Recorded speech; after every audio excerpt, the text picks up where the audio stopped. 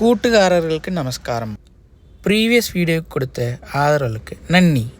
ഈ വീഡിയോയിൽ നാം കാണപ്പോവുന്ന ഡേ 2 ഏത് ഹോട്ടലിൽ താമസിച്ചെന്ന് பின்பு எங்கெங்கே போய் ஊர் சுற்றி பார்த்ததை பார்க்கலாம். வீடியோக்குள்ளே போவோம். ப்ரீவியஸ் வீடியோவுக்கு கொடுத்த சப்போர்ட்டுக்கு தேங்க்ஸ். நிறைய கமெண்ட்ஸ், லைக்ஸ், ஃபீட்பேக்ஸ் வந்துச்சு. பட் ஆனால் பாதி பேர் இன்னும் வீடியோ பார்க்கல. ஸோ எல்லாருமே எல்லா வீடியோஸையும் கொஞ்சம் பாருங்கள். லாஸ்ட் வீடியோவில் டே 1 and 3 பார்த்துருப்போம். டே 1 குருவாயூரில் இருந்தோம். டே 3 கொச்சி போயிருந்தோம். டே 2 நம்ம அதிரப்பள்ளி ஃபால்ஸுக்கு ஒரு 10 கிலோமீட்டர்ஸ் முன்னாடி தான் ஹோட்டல் ஹைடல் பேலஸ்ன்ற இடத்துல ஸ்டே பண்ணியிருக்கோம். இங்கே தான் நமக்கு ரூம் அரேஞ்ச் பண்ணியிருந்தாங்க பேக்கேஜில். டே 1 and 3 இருந்த அளவுக்கு நமக்கு டே 2க்கான பெட்டு சைஸோ இல்லை கம்ஃபர்ட்டோ இல்லை. அங்கே நல்ல ஸ்பேஷியஸாகவும் நல்ல கம்ஃபர்ட்டாகவும் இருந்தது. இங்கே ரொம்ப காம்பேக்டாக இருந்துச்சு. கம்ஃபர்ட்னஸ் அந்த அளவுக்கு இல்லை.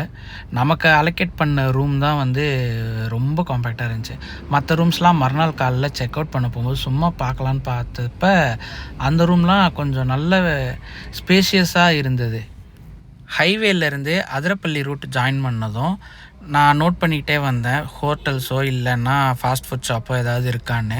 பட் ரொம்பலாம் கிடையாது. 1-2 இடத்துல அங்கங்கே இருந்தது. நம்ம ஹோட்டல்லேருந்து பக்கத்தில் எதுவுமே இல்லை. எல்லாம் ரொம்ப தூரம் ட்ராவல் பண்ணி போகிற மாதிரி இருந்துச்சு. நீங்கள் வந்தீங்கன்னா இதை விட ஒரு பெட்டர் பிளேஸாக பார்த்து ஹோட்டலாக பார்த்து புக் பண்ணிக்கோங்க. பெருசாக யாரும் இல்லாதனால நைட்டு மெனு லிமிட்டடாக தான் இருந்தது. The next morning. Day 3 morning breakfast menu கேட்டு டிசப்பாயிண்ட் ஆகிட்டோம். வெறும் புட்டு கடலைக்கறி மட்டும்தான் இருக்குதுன்னாங்க. வேறு ஆல்டர்னேட்டோ இல்லை வேறு ஒரு ஆப்ஷனோ இல்லை. அதனால் நம்ம இங்கே வேணாம், வெளியவே சாப்பிட்டுக்கரலான்னு டிசைட் பண்ணிட்டு பேக்கே எடுத்துகிட்டு டுவர்ட்ஸ் ஃபால்ஸ் போகிற வழியில் எங்கேயாவது நிறுத்தி சாப்பிட்டுக்கரலான்னு பார்த்தோம். பட் ஆனால் டுவர்ட்ஸ் ஃபால்ஸு ஒரு ஹோட்டலும் இல்லை.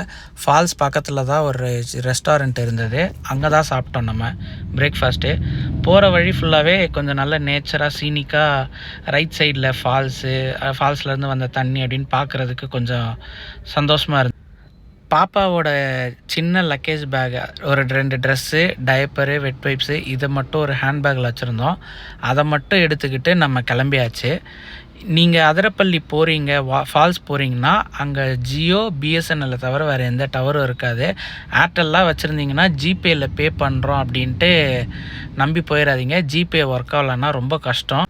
நானும் ஆக்சுவலாக பக்கத்தில் போய் சாப்பிட்டு வந்துட்டு அதுக்கப்புறம் தானே ஃபால்ஸ் போக போகிறோம் அப்படின்ற ஒரு நம்பிக்கையில் கேஷ் எதுவுமே எடுக்காமல் போயிட்டேன். ஸோ அங்கே போனால் நெட்வொர்க் இல்லை, பைசாக்கு என்ன பண்ணுறதுன்னு தெரில. அதுக்கப்புறம் ஃப்ரெண்டுக்கிட்ட சொல்லி அங்கே இருந்த ஒருத்தவங்களுக்கு ஜிபேயில் அமௌண்ட்டை ட்ரான்ஸ்ஃபர் பண்ணி அவங்க மூலயமா நம்ம கையில் வாங்கிட்டோம் பைசாவை. இந்த ஜிபே வந்ததுலேருந்து நம்ம பெருசாக கையில் கேஷ் செலவு பண்ணுறதில்ல.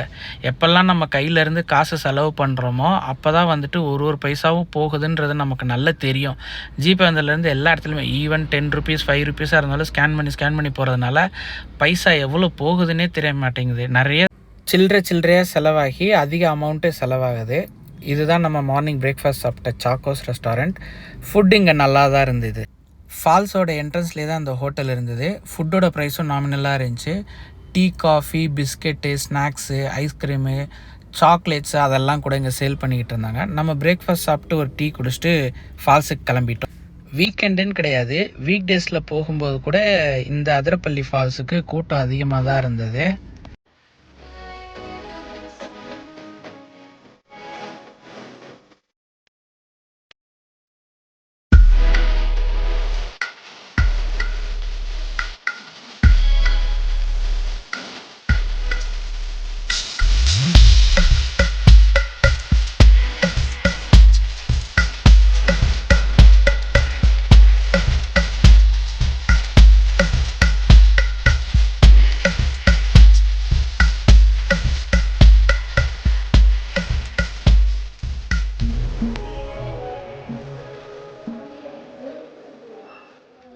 கேரளாவில் நீங்கள் எந்த ஃபாரஸ்ட் டிபார்ட்மெண்ட் சைடு போனாலும் பிளாஸ்டிக் பாட்டில் ஏதாவது கொண்டு போனீங்கன்னா இந்த மாதிரி ஒரு ஸ்டிக்கரை ஒட்டிடுறாங்க. டெபாசிட் அமௌண்ட் வாங்கிக்கிறாங்க. நம்ம ரிட்டன் போகும்போது இந்த பாட்டிலை காமிச்சு இந்த ஸ்டிக்கரோடு காமிச்சோன்னா நமக்கு நம்ம டெபாசிட் பண்ண அமௌண்ட்டை ரீஃபண்ட் பண்ணுறாங்க. இது ஒரு நல்ல இனிஷியேட்டிவ். பிகாஸ் பார்த்திங்கன்னா போகிற இடத்துல எல்லாருமே பிளாஸ்டிக் பாட்டிலில் போட்டு அந்த காடு இந்த மாதிரி இடங்கள் எல்லாத்தையும் குப்பை ஆக்குறாங்க. ஸோ அதை அவாய்ட் பண்ணுறதுக்காக இது ஒரு நல்ல ஸ்டெப்பாக தான் பார்க்குறேன் நான். என்ட்ரி டிக்கெட் வந்து பார்த்திங்கன்னா ஒரு ஆளுக்கு 60 ரூபா வாங்குறாங்க. வாங்க இப்போ நம்ம அதிரப்பள்ளி ஃபால்ஸ் நோக்கி உள்ளே போகலாம். நம்மளோட வெள்ளையங்கிரி வீடியோலையும் பார்த்துருப்போம். வெள்ளையங்கிரி மலை ஏறுறதுக்கு முன்னாடி இதே மாதிரி தான் ஃபாரஸ்ட் டிபார்ட்மெண்ட் சைட்லேருந்து செக் பண்ணி பிளாஸ்டிக் பொருள் ஒவ்வொரு பொருளுக்கும் 20 ரூபா கலெக்ட் பண்ணுறாங்க. ரிட்டன் நம்ம அந்த பொருளை ஸ்டிக்கரோடு வந்து காட்டும்போது நமக்கு 20 ரூபா கொடுத்துட்றாங்க. அங்கே ஒரு சிலர் என்ன பண்ணாங்கன்னா வேறு ஒருத்தவங்க போட்டு போன பாட்டிலையும் எடுத்துகிட்டு வந்து கொடுத்து அந்த ஸ்டிக்கர் இருந்துச்சுன்னா கலெக்ட் பண்ணிக்கிறாங்க. வாலண்டியராக வந்து கோயில் இல்லைன்னா மலை அதை நான் சுத்தமாக வச்சுக்கணும்னு நினச்சவங்க அவங்க ஓன் இன்ட்ரெஸ்ட்டில் கொண்டு வந்து கொடுத்துட்டு பைசா வாங்காமல் கூட போய்கிட்டு இருந்தாங்க. இந்த மாதிரி மலை பிரதேசம் இல்லை காடுகள் எங்கே போனாலும் பிளாஸ்டிக் பொருளெல்லாம் அங்கங்கே அப்படியே போட்டுறாமல் குப்பை தொட்டியை பார்த்து போடுங்க.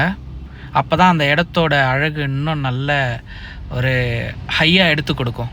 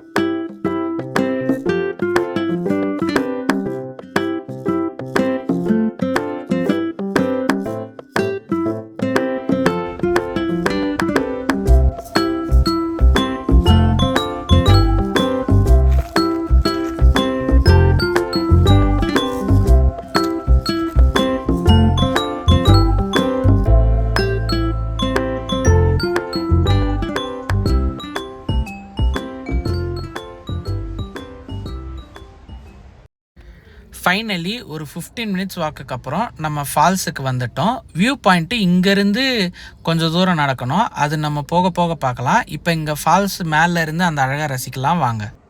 இந்த அதிரப்பள்ளி ஃபால்ஸுக்கு நான் இப்போ வர்றது செகண்ட் டைம். இதுக்கு முன்னாடி 2010 ஸ்கூல் படிக்கும்போது வந்திருக்கேன். 12th standard excursion R trip அப்படின்னு கூப்பிட்டு வந்திருந்தாங்க.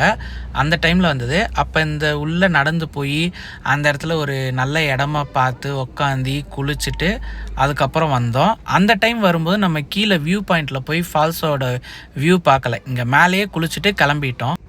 இந்த ஃபால்ஸில் வந்து நீங்கள் குளிக்கலாமான்னு கேட்டால் எஸ் குளிக்கலாம். கீழே வியூ பாயிண்டில் அங்கே குளிக்க அலௌடு இல்லை. இங்கே உட்காந்து நீங்கள் குளிச்சுக்கரலாம். இந்த மாதிரி ஆறு அருவி ஓடை எதுலேயுமே குளிக்கிறது ரொம்ப நல்லாயிருக்கும். என்ன தான் நம்ம வீட்டுக்குள்ளே குளித்தாலும் இந்த மாதிரி இடத்துல வந்து நல்ல ஓப்பன் ஏரில் இந்த ஓடுற தண்ணியில் குளிக்கிற ஃபீலே ரொம்ப தனி ஒரு ஃபீலாக இருக்கும்.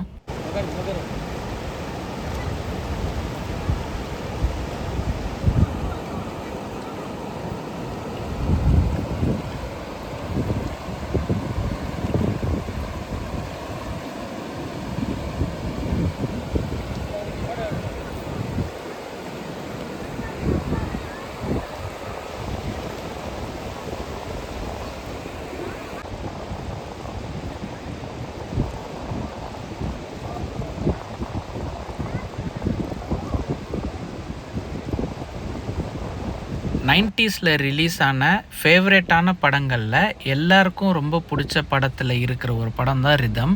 அந்த படத்தோட ஆல்பம் எல்லாமே ஹிட்டு. இப்பயும் எல்லாருக்குமே பிடிக்கும் அந்த ஆல்பமு. அந்த படத்தோட இன்ட்ரோ சாங்கில் கேரளாவோட எல்லா பிளேஸஸும் கவர் பண்ணியிருப்பாங்க. அதில் இந்த ஃபால்ஸும் ஒன் அமாங் த பிளேஸ். மேலே இருக்க வியூ பாயிண்ட்லேருந்து தண்ணிலாம் கீழே விழுகுறது அதை பார்க்குறதுக்கு அவ்வளோ அழகாக இருக்குன்னா கீழே வியூ பாயிண்ட்லேருந்து பார்க்கும்போது இன்னும் அழகாக இருக்கும். வாங்க நம்ம வியூ பாயிண்ட்டுக்கு போகலாம். Full view of water falls இதோ இந்த வழி இப்படி போகணும். வாங்க அந்த வியூ பாயிண்ட்டு போயிட்டு அங்கே கண்டினியூ பண்ணுறேன்.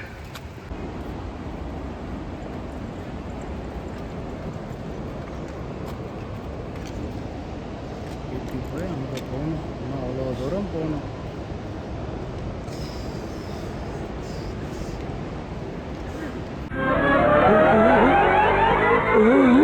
என்னடா அனுமார் வால் மாதிரி போய்கிட்டு இருக்கு. அகெயின் 10 to 15 மினிட்ஸ் வாக்குக்கு அப்புறம் நம்ம இந்த வியூ பாயிண்ட் வந்திருக்கோம். இந்த இடம் வந்து பார்த்தோன்னா நல்ல ஸ்லோப் மாதிரி இறங்கும். ஸோ இறங்கி போகிற மாதிரி தான் இருக்கும். எங்கேயுமே ஏறுற மாதிரி இருக்காது. நம்ம ஃபால்ஸ் பாயிண்ட்லேருந்து திரும்ப மேலே வரும்போது தான் ஏறுற மாதிரி இருக்கும். இறங்குறது ஈஸி, பட் ஆனால் பார்த்து பொறுமையாக தான் இறங்கணும். இங்கேயும் நிஜமாவே இந்த பாயிண்ட்லேருந்து நம்ம ஃபால்ஸை பார்க்குறது அதை வந்து ஒரு செம்ம ஃபீலாக இருந்துச்சு. இங்கே வந்து உள்ளே போய் குளிக்கிறதுக்குலாம் அலௌட் இல்லை. ஒரு கயிறு கட்டி வச்சுருப்பாங்க, அதை தாண்டி நம்ம போகக்கூடாது.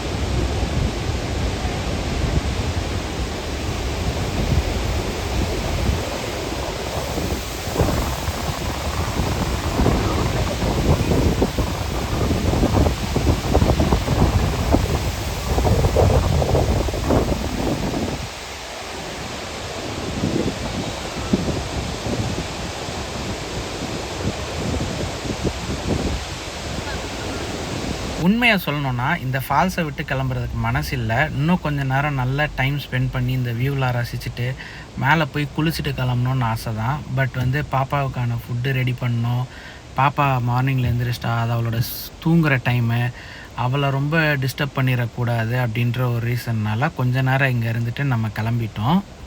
இந்த வியூ பாயிண்ட்லேருந்து கார் பார்க்கிங் வரைக்கும் போகிற வழி எல்லாமே மேலே ஏறி போகிற மாதிரி தான் இருக்கும். பிகாஸ் நம்ம ஃபால்ஸுக்கு வரும்போது ஸ்லோப்பாக இருந்தது, இறங்கி வந்ததாக இருக்கும். ஸோ ஆப்போசிட் டைரெக்ஷனில் போகிறோன்றப்ப ஏறி போகிற மாதிரி தான் இருக்கும். என் உடம்புக்கு இங்கேருந்து அவ்வளோ தூரம் போகிறதுக்கு டைம் எடுக்கும் அப்படின்றதுனால சீக்கிரமாக கிளம்பிட்டோம். நீங்கள் வந்தீங்கன்னா கொஞ்சம் அதுக்கு ப்ரிப்பேர் பண்ணிட்டு வாங்க. கொஞ்சம் இங்கே நல்லா டைம் ஸ்பெண்ட் பண்ணுற மாதிரி உங்கள் டேவை பிளான் பண்ணிவிட்டு வாங்க. அந்த ஃபால் சவுண்டோட கேட்கும்போது ப்ளஸ் விஷுவலாக பார்க்கும்போது நல்லாயிருக்கு. அதனால தான் வந்து அந்த ஃபால்ஸ் சவுண்டை மியூட் பண்ணாமல் வாய்ஸ் ஓவரும் போய்கிட்டு இருக்கு. நம்ம வந்த டைமில் ஸ்கூல் பசங்களும் வந்திருந்தாங்க. எல்லா பசங்களுமே இங்கே கீழே வியூ பாயிண்ட் வந்து இங்கே இந்த பாறையிலெல்லாம் ஏறி நின்று பார்த்துக்கிட்டு இருந்தாங்க. அந்த சீன் தான் இப்போ நீங்கள் பார்த்துக்கிட்டு இருக்கீங்க. இந்த பாறையிலெல்லாம் ஏறி நின்று ஃபோட்டோ எடுக்க போகும்போதோ இல்லை பக்கத்தில் நின்று ஃபால்ஸை பார்க்கணுன்னு போனாலோ பார்த்து கால வைங்க. ஏன்னா பாறைங்கள் ரொம்ப மோசமானது. லேசாக வழுக்குனாலும் நிறைய அடிபட்டுரும்.